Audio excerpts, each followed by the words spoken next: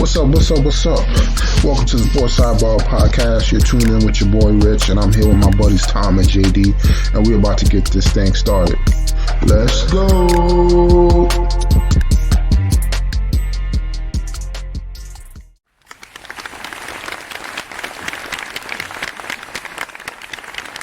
All right, ladies and gentlemen, welcome back to another episode. How's everybody doing tonight?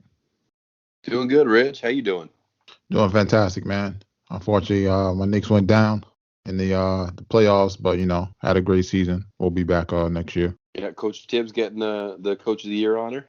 Oh yeah, definitely well deserved. I mean, we just can't get complacent, so to say. How people say, run it back. We definitely got to make some improvements. I mean, you heard this before. We got two first round draft picks. I would love to see us get the one of the guards from Baylor, and then maybe the other shooting guard from Illinois. Okay. I think the guard position is what we need. Let's see what we can do in free agency. Yeah, I was gonna say what's on the free agency docket. I know the Knicks should have some cap room, right? Yeah, we got about 50 mil. Cool 50. Cool 50. So I mean, we definitely got to bring Derrick Rose back. And then as far as that, I don't know if we just got to see who else is out there. See if Kawhi opts out or if anybody else we can pick up in the market. I don't think there's that many free agents this year. I think a lot of people have that player option. So. Yeah, it looks like it might be like a little bit of a weak free agent class if there's no opt outs or a lot of guys on those option contracts like AD and company. Yeah, I think most people have there's a lot of player options, and teams have bird options on certain players, so there's no guarantee they're going to hit the market. Yeah, that's true. I mean, then you got the younger guys looking to get their second contracts here, like Luka could be signing some big money off season max contracts. Oh yeah, I mean, I feel like they're going to have to rebuild that whole roster. I don't know if Porzingis is something they can move or if he's a free agent, but I don't know if they keep him around. I don't think he fits that team. He doesn't. He wants out of there too. He's already kind of made it known. I don't know. Yeah, I think you're right. I think he just doesn't fit there. But it's tough. Obviously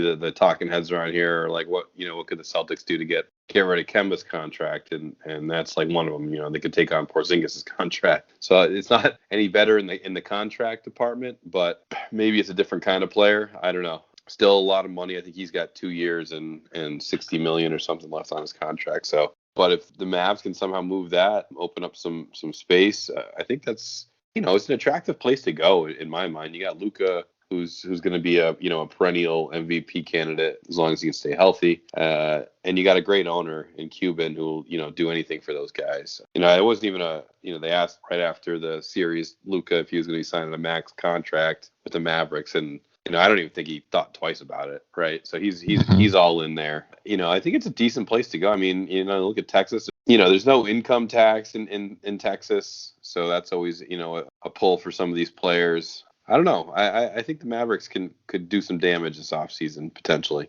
Yeah, I think it just all depends on how much cap room they could free up. Yeah, but they definitely need someone else with Luka. They can't. They're just not going to do anything with.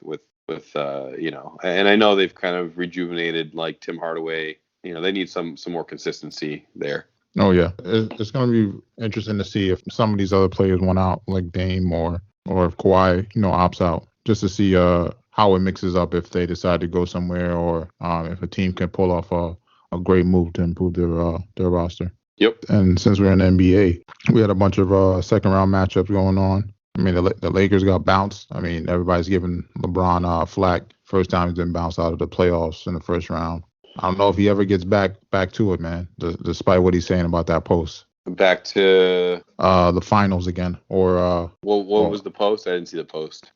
He put up the gladiator scene. Okay. Kind of like don't doubt me. I'll be back. Or yeah, I mean, so I guess my problem with LeBron is like he's obviously still a top 5 player. I don't think that he can carry that team as it is today without Davis there. I mean, you saw how different those two teams are with Davis and without Davis. So he needs I'm not saying he's a secondary guy, but I think Anthony Davis is the best player on that team. Yeah. And, I think he needs someone like that with him. to if they want to go back to the finals again. Yeah, but I also think they need some other players as well.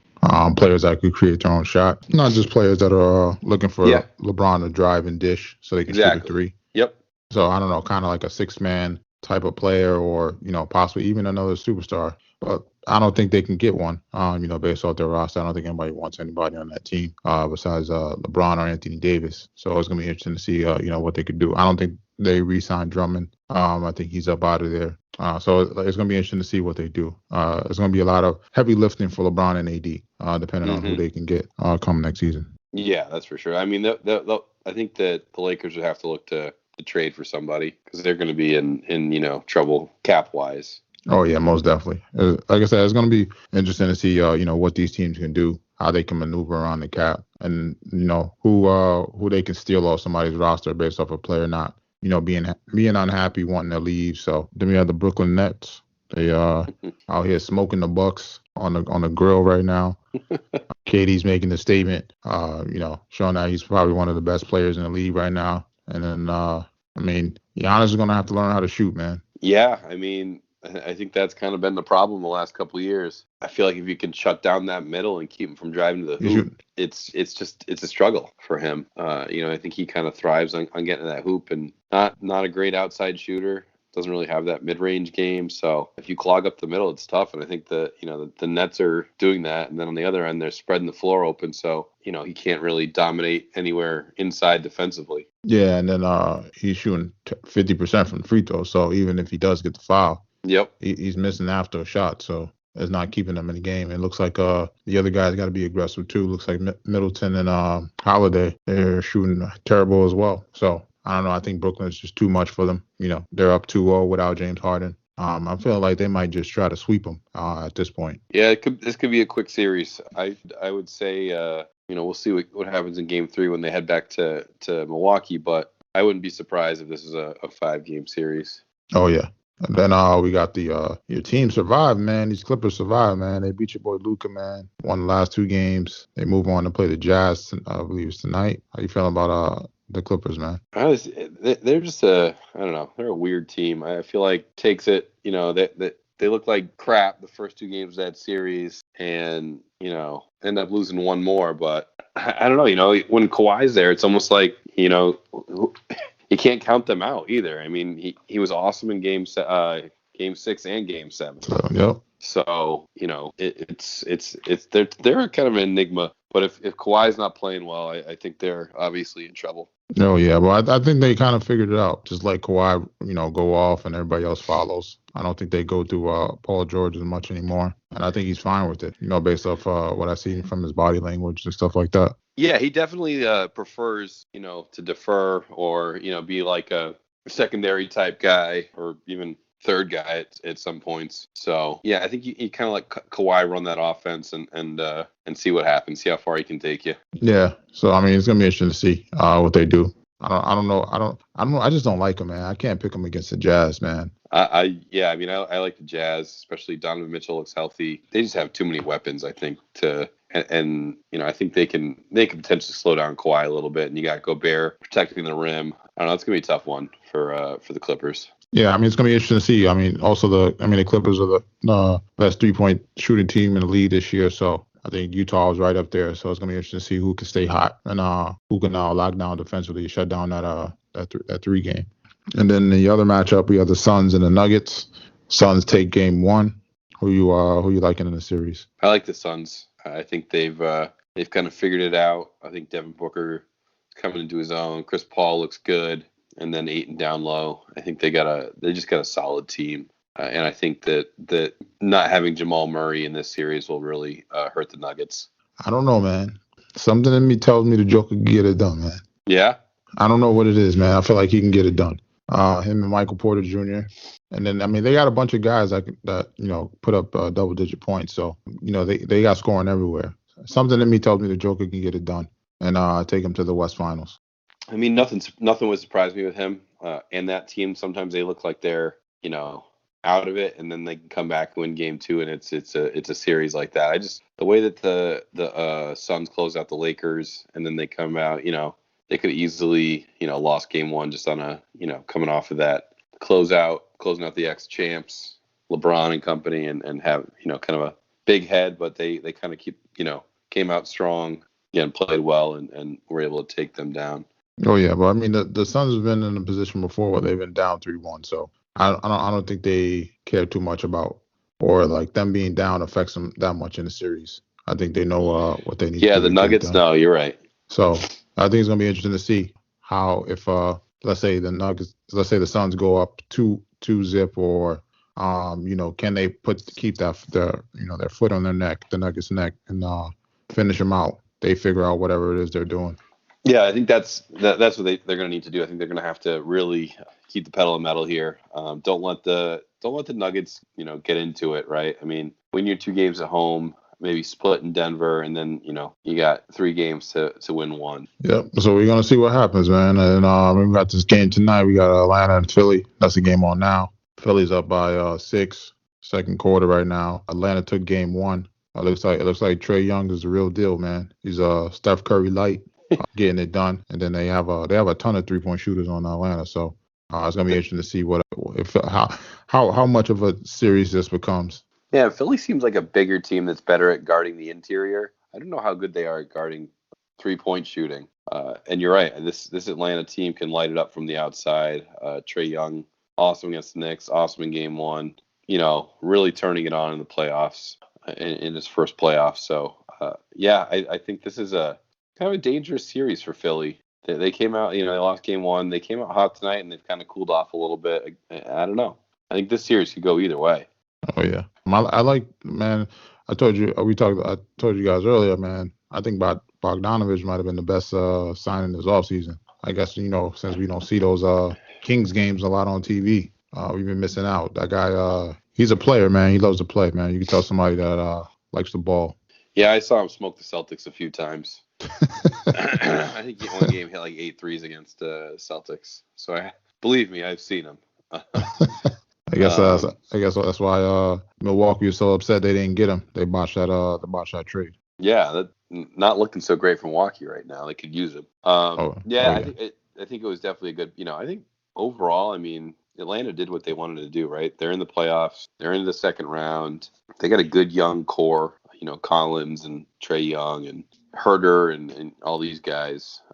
They got some good players on the bench too. Yep. Yeah, I think they're set up nicely. What happened to Cam Reddish? Is he out, injured, or? I thought he's been injured. I mean, I haven't seen him in a majority of the season. I don't know if him and doghouse or something. Achilles injury.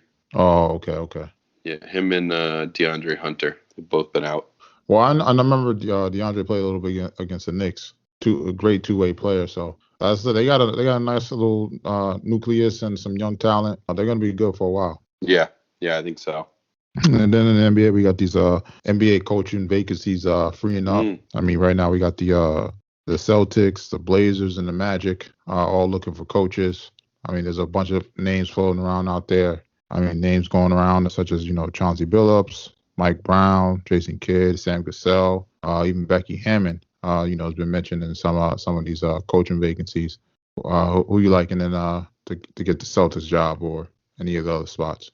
Yeah, why does Jason Kidd's name keep coming back up? Am I missing something? Like the players must really like him or something, right? Like that has to be the only reason. Yeah, that's what it has to be. I mean, I heard rumors about Tatum mentioning him. Yeah, Dame Lillard did. But it seems like the GMs are like, nah, we don't want Jason Kidd. So it's gonna be interesting to see, what direction they're going. Yeah, I mean, I think the Celtics, they're the top 2 favorites right now. I think are Billups and Jay Larranaga. Larranaga's already on the bench. Mm-hmm. I still think they got to go. I just still lean to Billups. I feel like they need a guy like that. Guy like we talked about last week, ex-player, can relate to. He's only 44. Yeah. So he's young, can relate to the guys on the team, and kind of be that bridge between Brad and ownership and the players. And I think he give you a fresh point of view. I just feel like if they go to Larranaga, which I really like Larranaga, I just think that I just don't know if the message is going to be that different from Brad. Right. Yeah, I think a lot of these players are looking for people that played in the league. I feel like they respect them more, but at the same time, these people have to know their X's and O's. So Yep. It's gonna. I would love to see Chauncey or Sam Cassell, Yeah. get a job, or even Mark Jackson. I mean, can somebody hire Mark Jackson, please? So I mean, the problem with Mark Jackson is, he wears thin on people pretty quickly. So I think that's why, I think people have strayed from hiring him. He's a good Yeah, but coach. Obviously, he basically put the Golden the State Golden Warriors State team. team, yeah. That was his team. I think he just wears thin quickly, and ownership's afraid to give him a 5-year deal if he's going to be out in 2 years. Yeah, but I mean, I think if you're a team like, let's say the Magic, or I mean, you really don't have anything to lose. I mean, True. I mean, you're probably gonna get a top pick this year. You got a bunch of young people on the roster. Traded away most of the vets. I mean, it's gonna be I don't know what direction they're going in, as far as who they're keeping or anything like that. I just know they got two hopeful lottery picks. So Yeah, I mean that's a good point. That wouldn't be a bad spot for a guy like that. yeah, because I mean, I feel like you can bring him in and let him coach him, kind of like what he did in Golden State. And then if it doesn't work out, maybe you go ahead and get you a Steve Kerr or somebody to take him over the hump. But not to say I wish for that to happen to him. But at this point, I mean, a team like the Magic, you really don't have anything to lose. I mean, you haven't really been consistent in getting to the playoffs, since Shaq and Penny was there. So maybe this is their opportunity to try to rebuild something and keep it lasting. Yeah. I mean, I think you're right. I mean, see, bringing a guy like it's almost like kind of like the Knicks bringing in Tibbs, right? I mean, Tibbs is probably going to wear out in a couple years, but if he can do enough, front end work to get them, ready and playing hard and making the playoffs, I think that's what they needed, right? I mean, the fans needed it, the team itself needed it. So I can see where you're coming from on the Mark Jackson thing.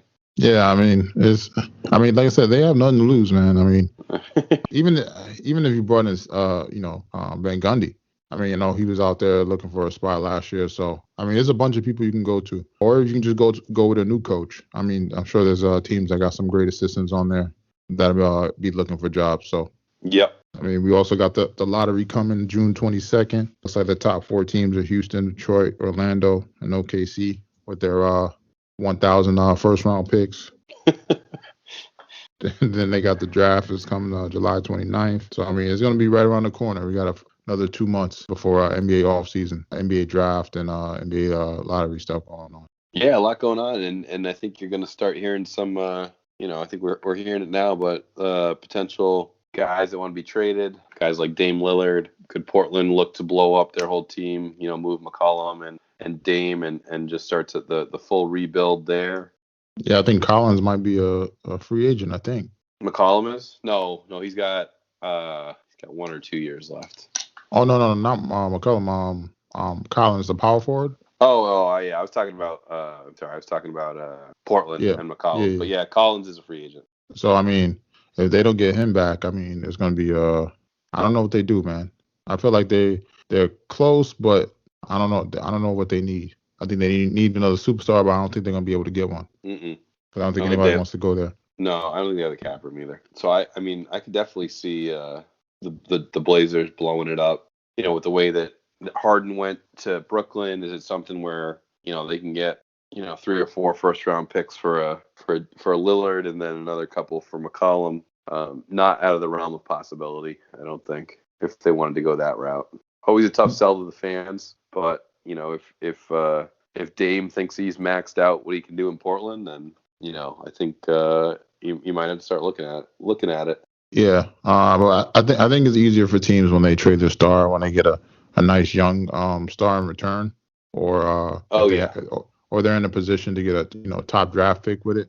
To still have that draw for the fans. So Yep. we might not have Dame Lillard, but we got Cade Cunningham coming in. So I mean, I think that would work, but we'll see what happens. Yep. No, for sure. And I think that any of the teams that would want to get him, like you're looking at like Celtics, the Warriors, Knicks, someone like that. Celtics have the best odds right now to land Lillard, but no, there's more. Knicks, 76ers, Heat. Yeah, okay.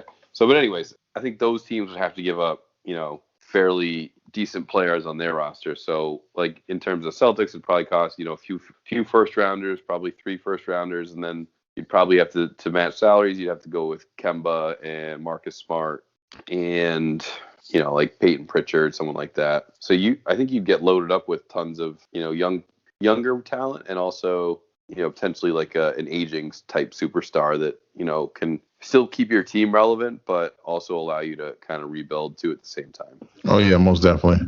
So I mean, it's gonna be it's probably gonna be another spicy NBA offseason, and we're also gonna get a new champion. Since the Lakers aren't out. Oh yeah. Not too much in the NFL. I mean, Julio Jones got traded finally to the Titans. Looks like he went for second and fourth, and then they sent over a sixth. Yep. So I mean, I don't think there's really we talked about it a little off air.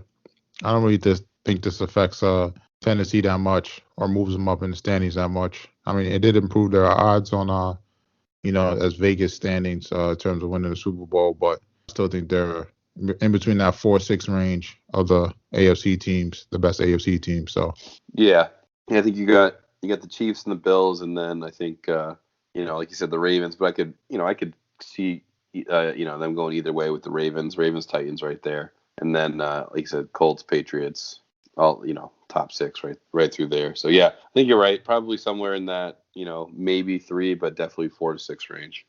They did make some changes on their defense, so maybe that's the big difference for them.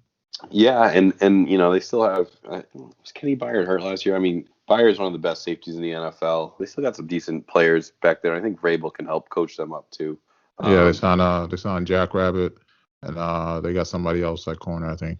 Yeah, I think that they just need to maybe they just had a little bit of an off year last year. I think they're a better defensive team than they showed last year, though. Yeah, but they're going to be a big team to stop on offense. Oh yeah, between their O-line, their receivers, and the running back. Oh yeah. You better be ready to tackle, otherwise they're gonna stomp, run all over you. There's some big boys on that offense. Oh yeah. I mean, AJ Brown and Julio Jones are two of the bigger, faster receivers in the league, and then everyone knows Derrick Henry. They should have a pretty dynamic offense. Oh yeah, but that's the thing, they're gonna have to stop somebody. If they don't stop somebody, it's gonna be I don't know how well they do in the shootout with Tannehill. So we'll find out, because I guarantee you they're gonna have at least one. Oh yeah. We're still waiting for Aaron Rodgers, but it looks like this is gonna be a wild long battle. Rich, imagine having enough money that you can just balk at a $500,000 roster or a workout bonus. Yeah, they said he's probably looking at like close to $1 million if he misses the the first set of workouts. Can you blame him? I mean, I feel like when players do that, like they understand, like they'll get that money back, with their new team, or I don't know. It's just it's like on the face of it, like just Yeah, to us, I'd be like, oh yeah, I'll be there. I'd have been there right now, waiting for that $500,000 check. Yeah, and then you get Rodgers saying, I may or may not come, but probably not. So you guys can have that $500K, and then you're probably gonna find me. What is it? It's like $93,000 a mispractice or something. Yeah. It's just like, to me, it's well, me and you, obviously, it's a different world, but just seems so insane just to play a game. Yeah, I mean when you do the right things with your money, I mean. Oh yeah, like I said, it's nothing for him, but just on the face of it all, right? Yeah, or not even just for us. It's like other people in America. Yeah, so some people won't ever even touch 500,000 in their lifetime. So he's missing out on it because he doesn't want to practice. He doesn't, he's mad at the team. Doesn't want to practice. Hey, that's the problem with his relationships, man. People don't know how to communicate or work on building relationships. That's what happens. Yep. No, totally get it. I mean, we've seen other divorces go for more. So this year alone. Oh yeah, 2 of the biggest. Did Embiid just get ejected, by the way? Not technical foul. He just ran off the court pretty quickly. Yeah, because they're probably going to tee him up again. I think they're reviewing it, see if it was a flagrant 2 or something. With the shove? Yeah. He shoves Gallinari, like, and he ran into him on, like, he was like getting picked up from the floor. Like, how do you run into a guy getting picked up from the floor? Embiid needs to chill out. And then he almost, like, it looked like he was about to flop. and like hit the floor. Like, what are you doing? He's all over the place, that guy. Yeah, I don't know if I'm in the mood for MLB today. It was a tough weekend. Yankees blowing 2 leads at Yankee Stadium. You said Tampa continuing to win after Yankees did a nice job against them last week, taking 3 of 4, and then can't keep it going. Yeah, it just looks like we might have really gave up that sacrifice for the Yankees for the Knicks or these Infinity Stones, man. Hey, I think most New Yorkers would take that. Oh yeah.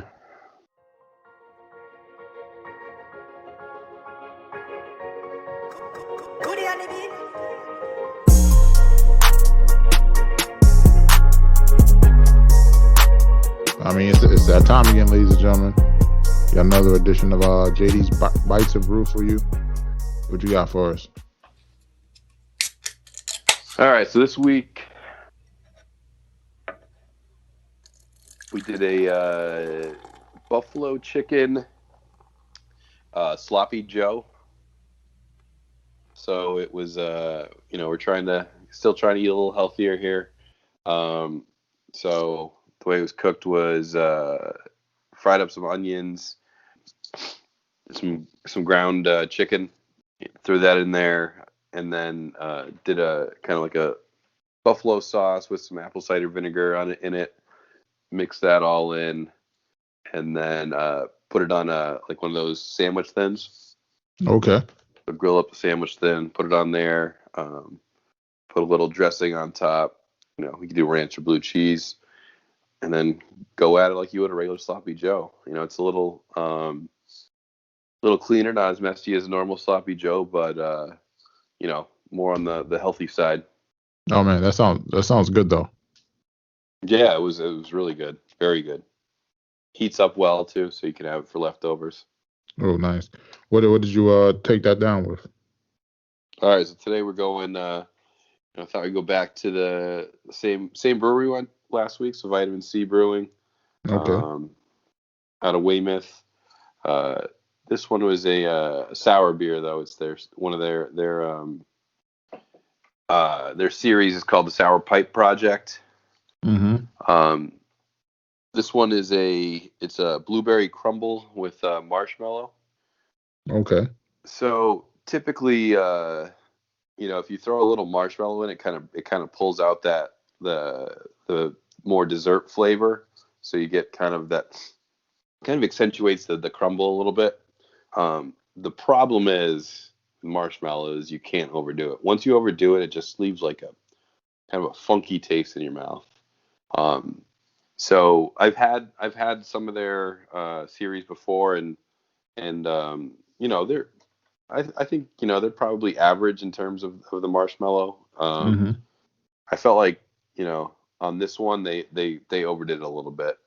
Oh man, mess up So the palate. yeah, it's just you get the fruit up front, and typically you get like the crumble in the back, and Mm-hmm. it's that middle that you got to worry about. And on this one, like the marshmallow was just a little too strong for me, and it's almost leaves you like with a little bit of a bitter taste, and it kind of ruins like the best part for me, which is like that crumble, like you're eating the blackberry or blueberry crumble, Right. and you have like that almost like that the crunchy type flavor left in your mouth. That's typically what these breweries try to do, and this one I think just missed it a little bit. Oh man, that's messing up the game. What would you Is it this has to be below a 7? Yeah, I'd probably go with like a 6.1. Oh man, this might be the lowest one. I think this is the lowest rated one you ever gave. I was really excited for this one too when I got the description of it. It looked really good, and these guys make really good beer. I mean, any of their IPAs, solid. This one just, I don't know, it just missed for me a little bit. Yeah, it was just sour pipe project with blueberries and marshmallows, and to me it just missed it a little bit. Okay. But I don't know. I like a little bit of the marshmallow, but when it's overpowering, I'm not a huge fan. Yeah, because you don't want anything that I hate when it leaves a bad taste in your mouth, and then everything Yeah, you eat after that or drink after that tastes like the damn thing you just ate. yeah, yeah. No, I'm with you. And I've had, brewery in I think it's in Queens. Uh, Other half. You ever been there? Ever heard of it? Yeah, heard of it. Haven't been there though. So they make a whole series on marshmallow, and they do a really good job with it. But they made one time that we got, and it was like a double marshmallow. And I Okay. was like, oh, and this was before I had kind of like gotten into that space, and it was just like super overpowering. I was like, I can't have another sip of this. So that I think that there's a balance there. There's a fine balance, and you can't overdo it with that one for me. And maybe some other people love it. Maybe it's just a palate thing for me, but I just can't. I can't kick that taste. Oh yeah. Hey, when that happens. Yep. And that's JD's bites and brew. And then for this week, we had some BRRs. Went through some movies real quick. One of the first ones was the Virtuoso. Terrible. Um, just terrible. So this one it was about like an assassin. He gets a job. He gets a job to go kill somebody, but the person he's supposed to kill, they just give him a name. So he doesn't really know who the person is. Then when so he has to figure out between a bunch of different people of who the person he's supposed to kill.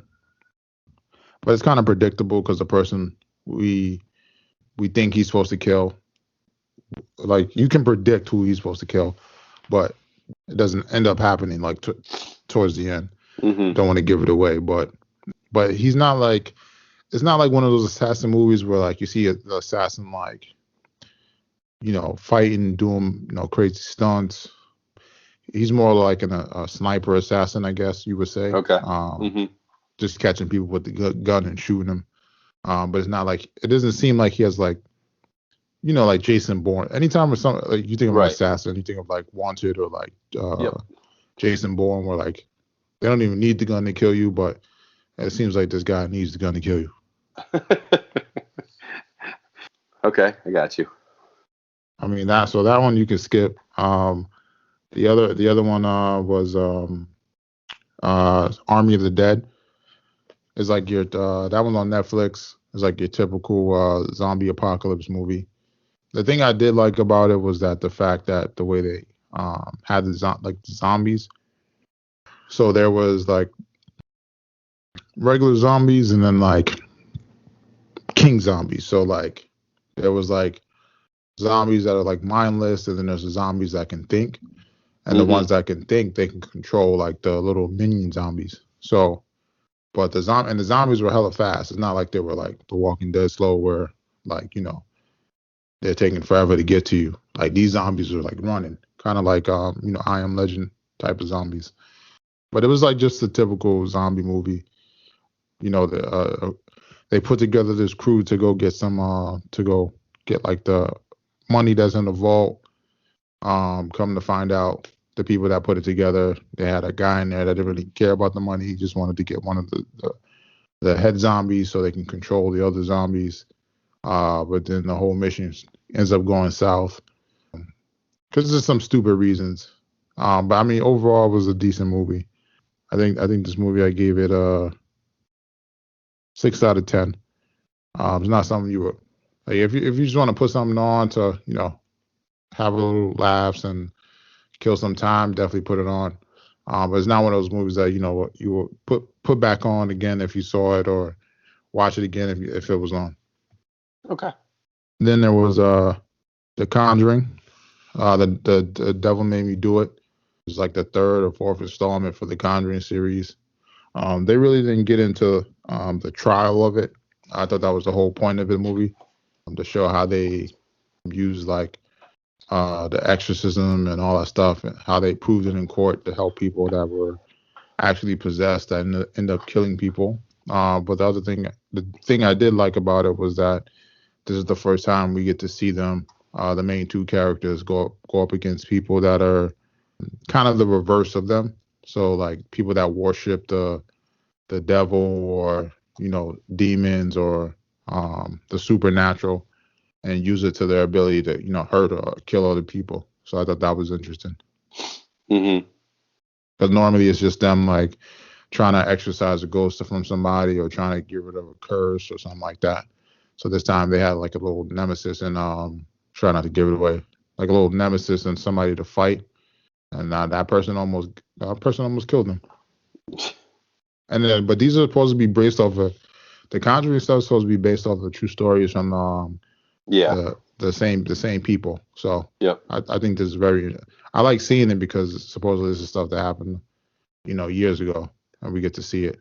And they record it, they documented stuff, and because at the end of the movie they play like the actual footage of, when they went to exorcise a ghost from somebody or a demon from somebody, and you can hear it on the tape, and they show you the old pictures of what characters are supposed to be who, and what they look like in real life. So I thought that was kind of cool. Mm-hmm. Yeah, that part is cool for sure. So if you like The Conjuring, if you like horror movies, I would definitely check out the Conjuring series. The last one was not the best one, but the other two before were real good though. And then the last movie I watched was Wrath of Man. It's with Jason Statham. Mm-hmm. This is by far the one of the movies this is the first movie I've ever seen where the main character has like less than 50 lines. Like he doesn't talk throughout the whole movie. But he definitely fights and shoots some people. Just typical, picture like Taken. Man's disguises himself to go get revenge. I don't want to give it away, but ends up becoming a security guard for like a breach truck company. Get revenge on some stuff that happens. I don't want to give too much of it away, but already sounds like a perfect movie for Jason Statham. Yeah, I mean it's pretty much fits his role. He doesn't talk much, beats up some people, kills some people. So it's definitely one of those quick action movies you can watch and put on if you're looking for that. Mm-hmm. And then that might be it. I mean, still checking out some other stuff. Told you I'm checking out Netflix had a new show called Sweet Tooth or something like that. Mm-hmm. I was checking out. And then still going through some other stuff. Nice. Anything new you guys checking out? We did. We caught up on Cruel Summer. But other than that, no. Are you gonna check out the Loki? Starts tomorrow actually. Does it start tomorrow? Yeah, probably. Supposedly they're saying this is supposed to be the best. It's looking like it might be the best Marvel series from some of the reviews I'm hearing. Okay. So we'll see how that goes. And it's coming out every Wednesday instead of Friday. So nice. Yeah, that one looked pretty good. Yeah, I'm sure they're gonna have a good blend of comic relief and Marvel action stuff. Because I think this relates to the like young Avengers. Okay. Based on who the bad guy is supposed to be. All right, ladies and gentlemen. Thank you for having fun with us tonight. Until next time. I want to thank y'all for rocking out with your boy Rich, JD, and Tom here on the Sports Sidebar Podcast. Give y'all something to ride out on.